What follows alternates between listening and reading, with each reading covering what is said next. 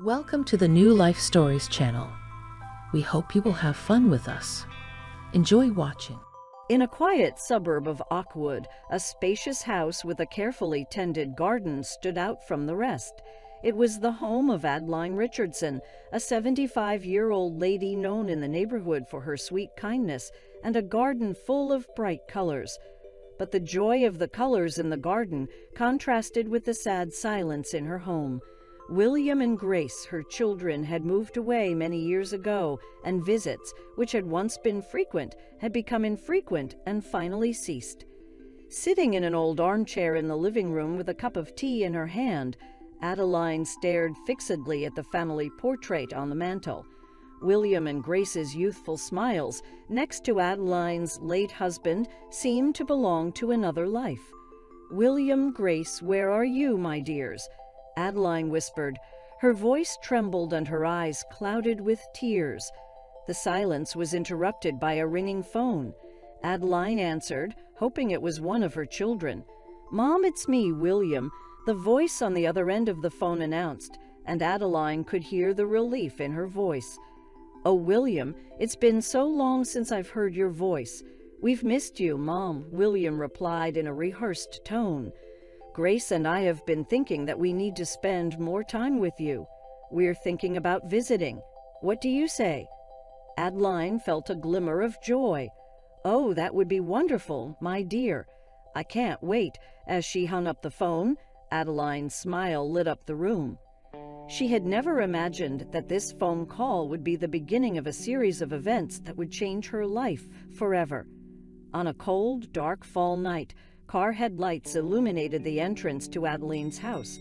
William and Grace, both with concerned expressions on their faces, got out of the car and walked to the front door. Grace, the younger of the two, with perfectly applied makeup that hid the signs of time, looked at William questioningly. "Do you think she'll believe us?" she whispered nervously. William, aged with deep wrinkles of worry on his face, looked at Grace, his gaze stern but determined. "She has to believe us, Grace. We have no other choice." They knocked on the door and were greeted by Adeline's beaming smile. "William, Grace," she exclaimed, hugging both of them warmly. "Come in, I've made dinner."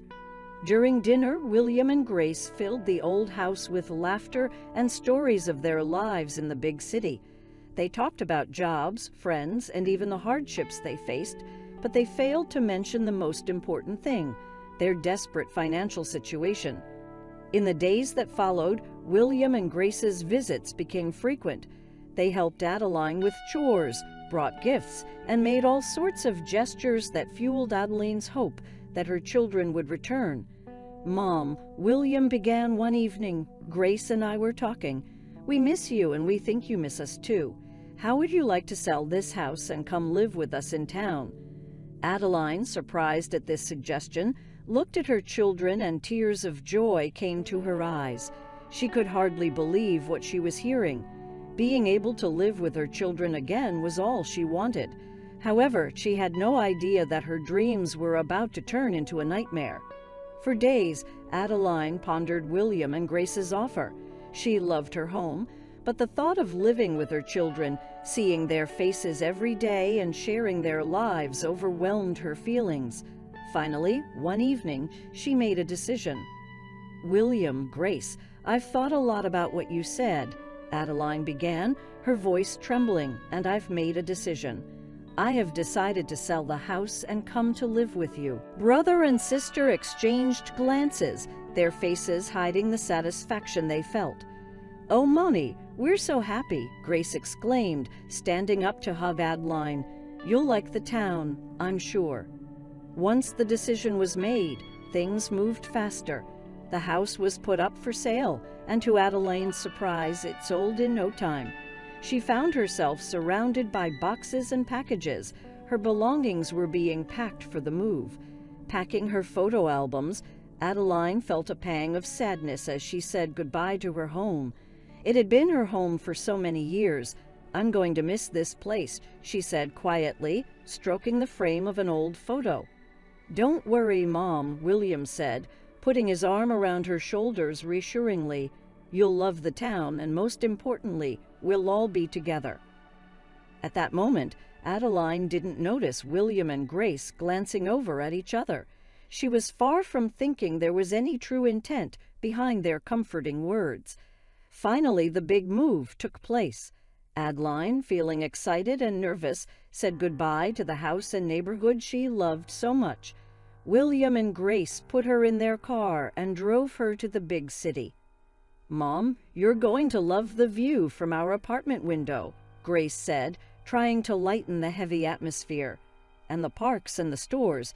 Everything will be new and interesting." When they arrived at their destination, Adeline was greeted not by a cozy apartment, but by the entrance to a large nursing home. The walls were painted in pastel colors, and the gardens were well maintained. "William, Grace, there must be some mistake," Adeline said, confused. "This is a nursing home." "Mom, we're sorry we weren't honest from the beginning," William began, his voice shaking. He avoided her gaze.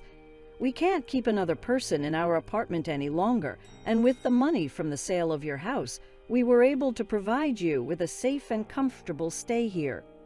Adeline felt her heart clench. She looked at Grace, hoping to see some indication that this was just a tasteless joke, but Grace's face was serious and her eyes filled with tears. "Mom, we're so sorry," Grace said, tears streaming down her face. "We promise we'll visit you whenever we can." And so Adeline found herself alone, abandoned at the entrance to the nursing home. She felt a deep sadness, a sense of betrayal that left her bewildered. With tears in her eyes, she walked into the new place that was to be her home, unaware that this sad turn in her life was about to give way to amazing new beginnings. Living in a nursing home was a big change for Adeline. She missed the freedom of her own home, the familiar garden, and above all, the hope of being together with her children again. But she was a strong-minded woman and decided to face the situation head-on.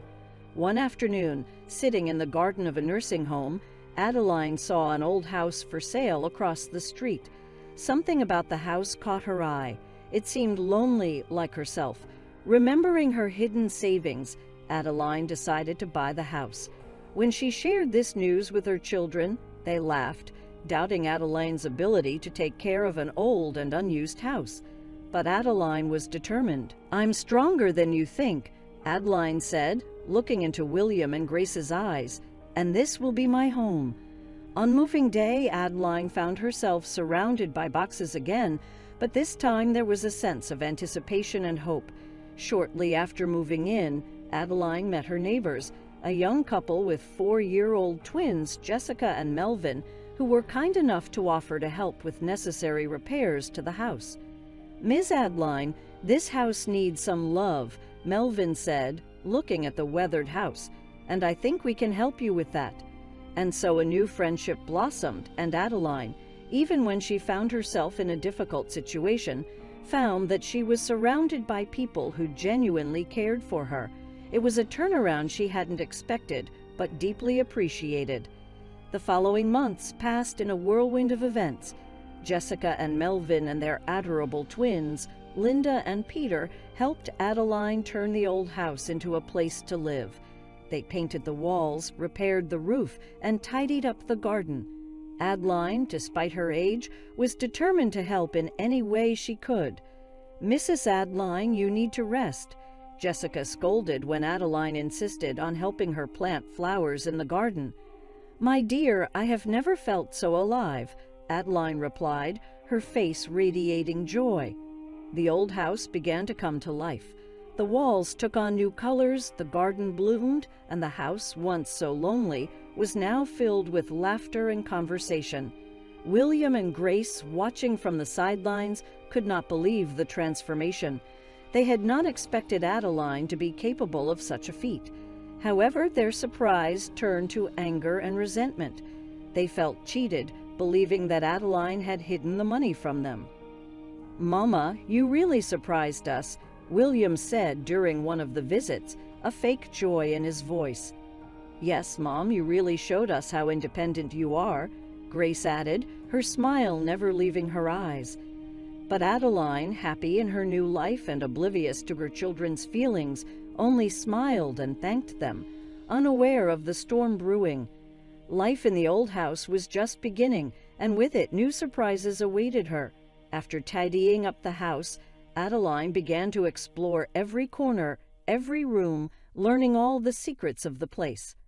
One afternoon, going down the creaky stairs to the basement, Adeline noticed something unusual.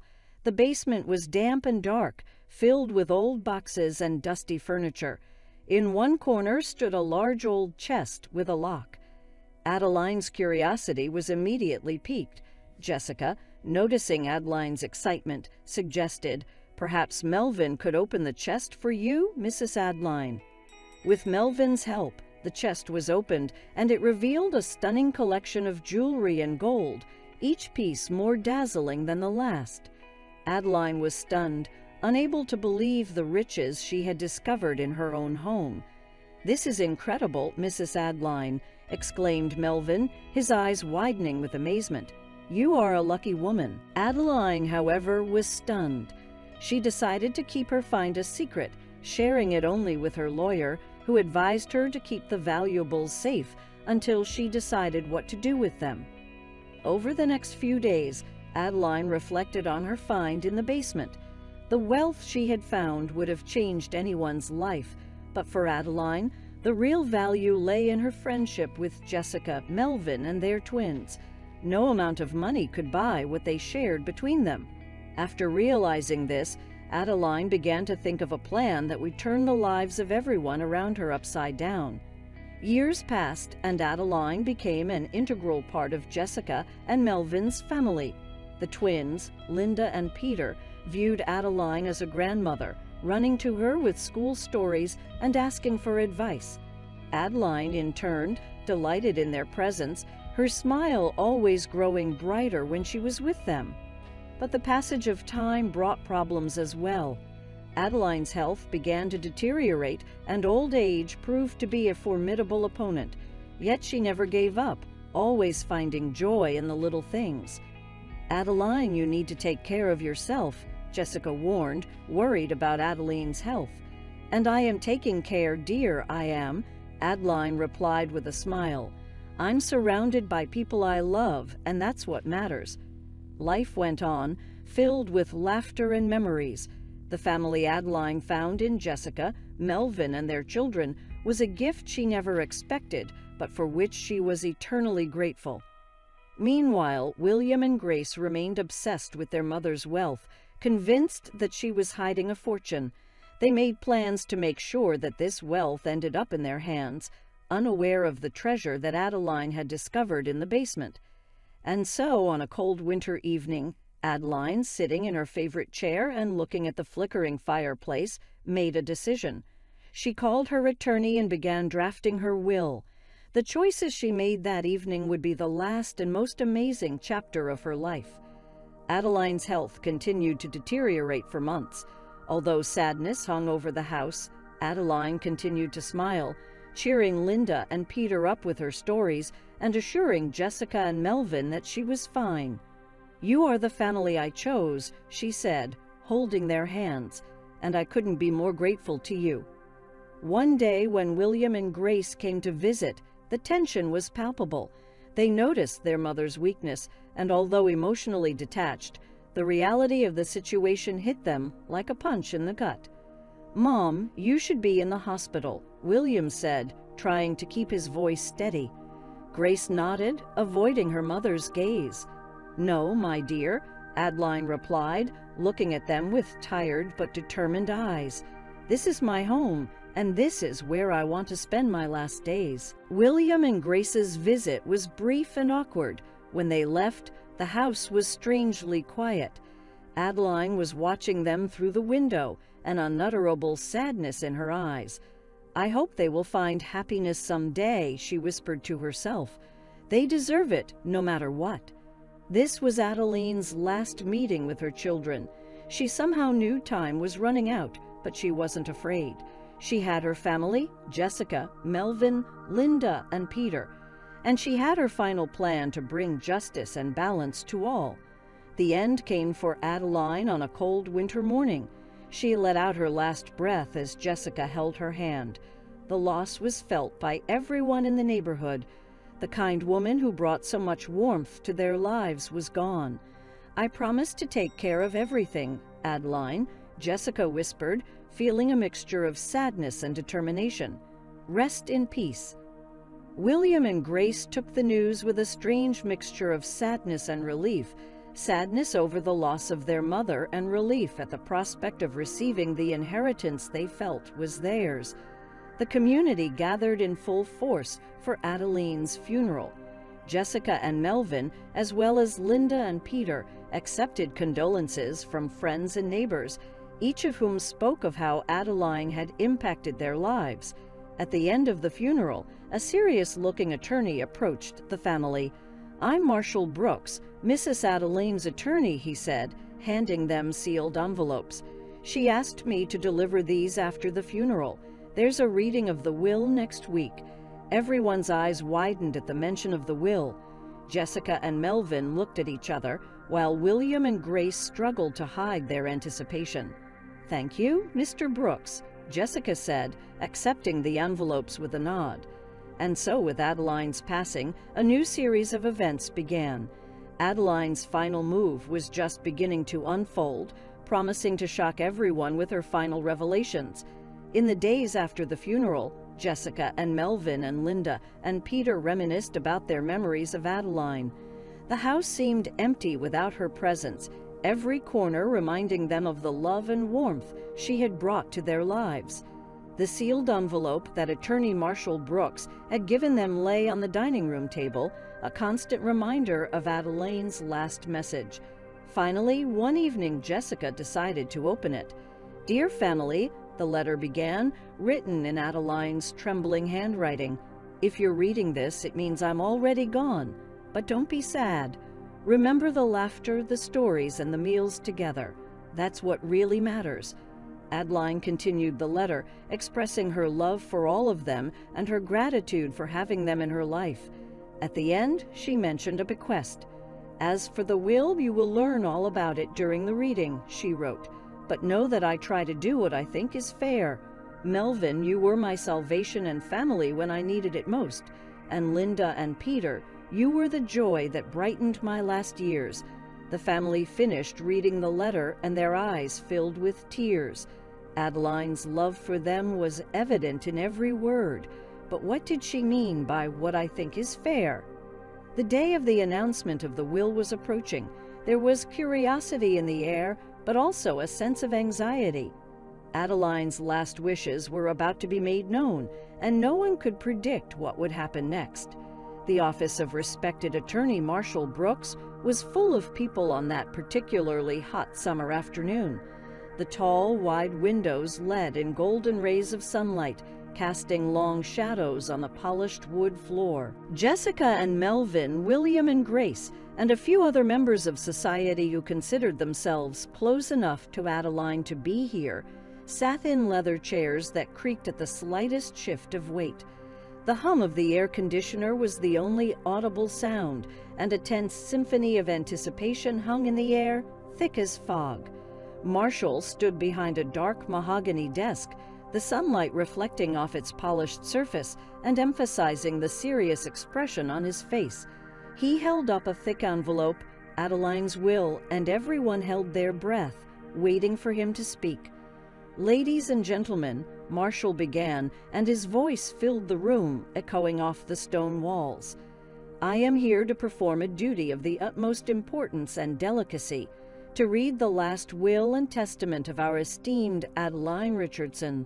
He paused, looked around at everyone present, and continued, "If you are ready." There was an atmosphere of palpable tension in the room as Marshall began to read the document he held in his hands. The words were clear, unambiguous.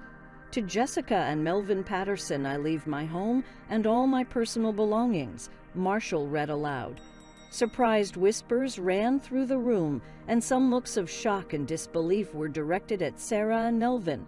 But no one was prepared for the next revelation to be a bombshell. "As to my accumulated fortune in jewelry," Gold and diamonds, Marshall continued, pausing dramatically before announcing, the monetary value of which is equivalent to several $1,000,000. The hall erupted into quiet whispers, the previous tension evaporating and replaced by palpable shock. And so Adeline Richardson's last wish has begun to change the course of the lives of everyone in this room. Marshall's voice boomed out, lending weight to the next words. Exactly half of my fortune will be generously donated to the Pine Grove Nursing Home, a place where under other circumstances I would have spent my final days. William and Grace swallowed hard. Every word in their mother's will shattered the premise of an easy inheritance and a carefree life. Jessica and Melvin exchanged surprised and incredulous glances and nodded in tacit understanding of Adeline's intentions. Marshall continued, this time with a slight hesitation in his voice. And the other half of my fortune, he paused dramatically, turning his eyes around the stunned faces in the room, will be earmarked for Jessica and Melvin's children, little Linda and Peter. The silence that followed was almost deafening, surprise and shocked disbelief in the air. William and Grace seemed to have lost track of what was happening, their dreams of quick riches crumbling like a house of cards. Jessica and Melvin, on the other hand, looked at each other, their eyes widening with bewilderment as they tried to realize the extent of Adeline's generosity. After all, Marshall finished reading, choosing his words carefully. Adeline left one last message for her biological children, William and Grace. He paused, taking a deep breath before continuing. I hope you find the happiness you seek, and remember, money is not a source of joy. Real joy comes from the people we love and the way we treat others. As for my money, you have already received the portion you received from the sale of the house. In a situation where I felt cheated and almost coerced, you won't see another dime. The room immediately turned into a whirlwind of conflicting emotions. William and Grace ran out of the room with expressions of anger and disappointment, the echoes of their departure still in the air. Jessica and Melvin were practically motionless, trying to comprehend Adeline's unexpected generosity. One thing was clear, however. Adeline's last wish had turned everything upside down, and nothing would ever be the same again. William and Grace were furious. How dare Adeline leave most of her fortune to strangers and a nursing home, lamented William. It's not fair, Grace agreed as they settled into the car after the reading of the will. We're her children, that money should belong to us. We'll contest the will, William said, his eyes glittering with determination. She was decrepit, she didn't know what she was doing. Meanwhile, Jessica and Melvin were in a state of shock. There was no way they expected to get anything from Adeline, let alone a home and a fortune for their children. We can't accept this, Melvin, Jessica said, visibly shaken. She was our friend, not our benefactor. I agree, Jessica, Melvin replied, taking her hand, but maybe we can use this condition to do something good, like Adeline would have wanted.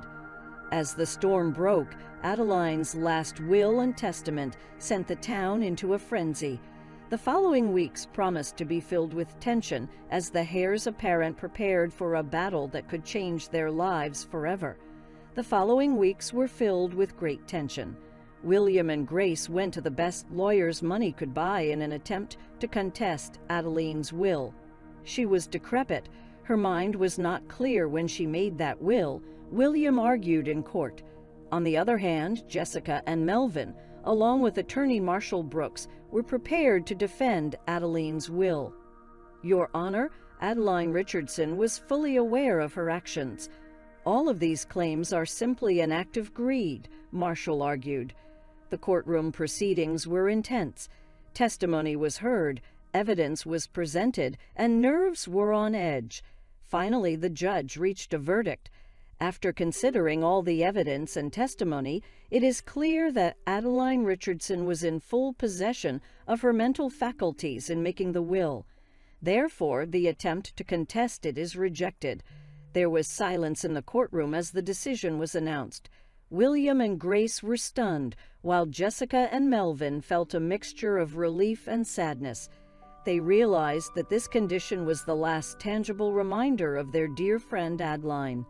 "This isn't over," William barked to Jessica and Melvin as they left the courtroom. "I'll take the case to the appeals court." Jessica simply nodded, holding Melvin's hand. They knew there was still a long road ahead, but now justice had been served.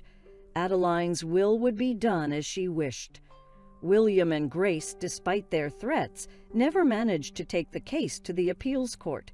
The defeat in the local court had drained their resources, and the realization that their greed had caused them to lose their last connection to their mother hit them hard. They left town, wallowing in the shadows of their own lives. Jessica and Melvin, on the other hand, dedicated themselves to honoring Adeline's legacy in the most meaningful way possible. They invested their children's legacy in education and started a scholarship fund for underprivileged children in the city. Adeline's house was renovated and has become not only a home for the family, but also a symbol of Adeline's love and generosity. "I don't know if we deserve all this, Melvin," Jessica said one evening as she watched their children play in the backyard. "It's not about deserving, Jessica," Melvin replied, pulling her to him. "It's about what we do with it. Adeline gave us a chance to make a difference, and we're going to do it." In the end, Adeline Richardson's story served as a reminder to the entire community, a reminder that true wealth comes not from material goods, but from the love and kindness we share with others. Her memory lives on, not only in the beautifully restored home or the scholarships awarded, but also in the hearts of those she touched with her generosity and love. And as always, life went on in Pine Grove, a small town with great stories and even greater life lessons. Until the very end, Adeline Richardson ensured that her story was a story of hope, love, and generosity, a story that will inspire future generations. Dear friends, if you are interested in this story, please share your thoughts in the comments and give it a like or a dislike, and maybe you will want to subscribe to our channel. Thank you all. Until new stories.